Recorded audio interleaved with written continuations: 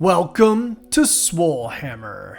So in Warhammer, there are a lot of beloved models. However, for one reason or another, a lot fall by the wayside. And we believe that there are a lot of underrated ones that are worth a second look through. Hence why we have the series, Why to Try, where we take a critically panned model that we like and tell you why you should at least try them. In this episode, we're taking a look at the recently released Craventhrone Guard for Nighthaunt in both Age of Sigmar and Warcry. Timestamps for the different sections in the description below. So we have our resident ghost pervert Riley here to help go over why we like the crossbows. So for me, the crossbows are just a cheap ranged option that you can just sit on the border of an objective, like just out of melee range as expert conquerors or something, and effectively either compound your emerald host damage, like your emerald host mortals, or, spook low bravery chaff. The biggest mistake that I think people initially were making when they were saying these units are terrible, were they were comparing them to things like, your typical ranged units like bow snakes, bow Kurnoth hunters, or Aurelin sentinels. I don't know if I said that right. Yeah, well, more so like really meta kind of ranged units. I've seen examples of people saying that Craventhrone Guard should have like really ridiculous stat lines, and I always come up with the point of they are 110 points. Like, look at Marathi's bow snakes, they're 180. Like, all these really good ranged units that do a lot of impactful damage, they are way more expensive. Yeah, you have to look at what you're, where Craventhrone Guard kind of falls short of other ranged units. It's like, okay, well, what do they do well? And in my mind, what they do well is they survive. They're a lot tankier than your typical paper ranged units. And so what you can do is, instead of treating them as a ranged unit, you can treat them almost like a melee unit that has like 3 range or so. Put them in expert conquerors and just drop them on actual objectives on the border. So your opponent has to, charge into them or something like that. Maybe move away from something that they ideally want to be on top of to attack. And they're difficult to scoop off their board because of ethereal, so they're really just ideal for expert conquerors.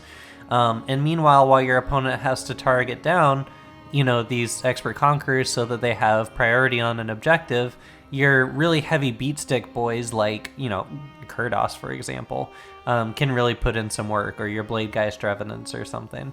Yeah, I think you saying that is a very good point.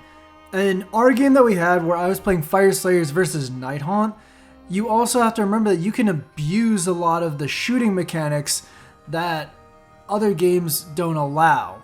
First of all, they can shoot through terrain, which people always talk about terrain's not really a thing.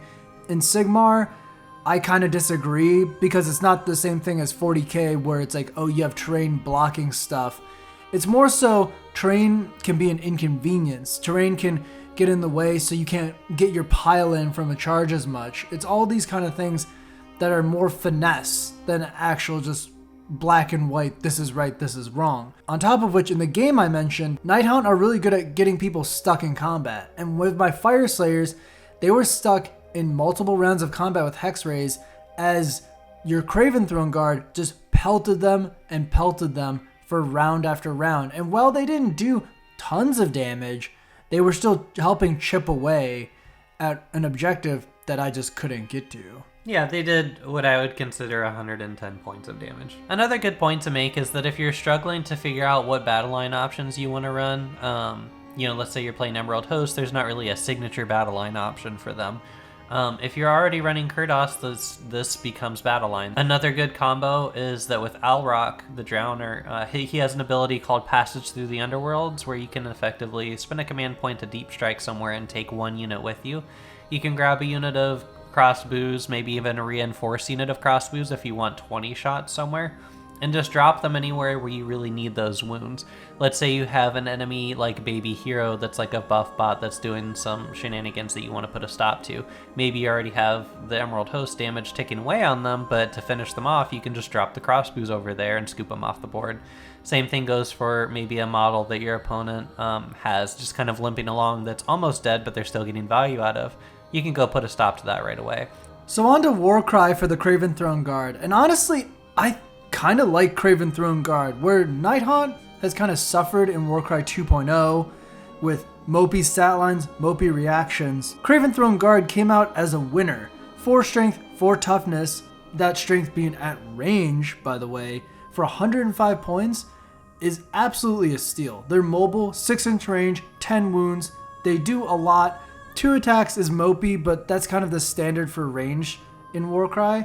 And yeah, I mean, I don't know, Riley, if you have anything else to say about this, but I think like for what they are, you would definitely include a couple of these guys in your list. Yeah, I've been pretty bummed out with Nighthaunt and Warcry 2.0 so far, but if I'm playing Nighthaunt, it's like, I was kind of discouraged initially by like, oh, it's 2 shots, oh, the damage is 1/3, and then I realized, well, the 4 strength makes this a chaff clear.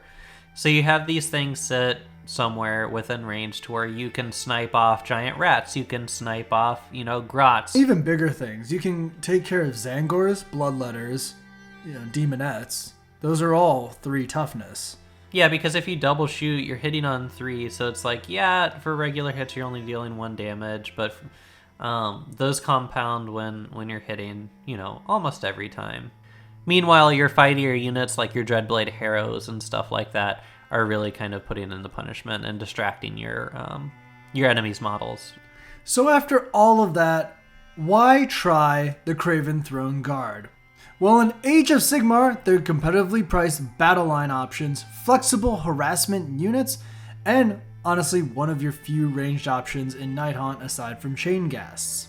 In Warcry, again, they're flexible, 4 strength, 4 toughness on a rage unit is good, and they're fairly cheap for also just being mobile and kind of a jack of all trades, master of none type unit.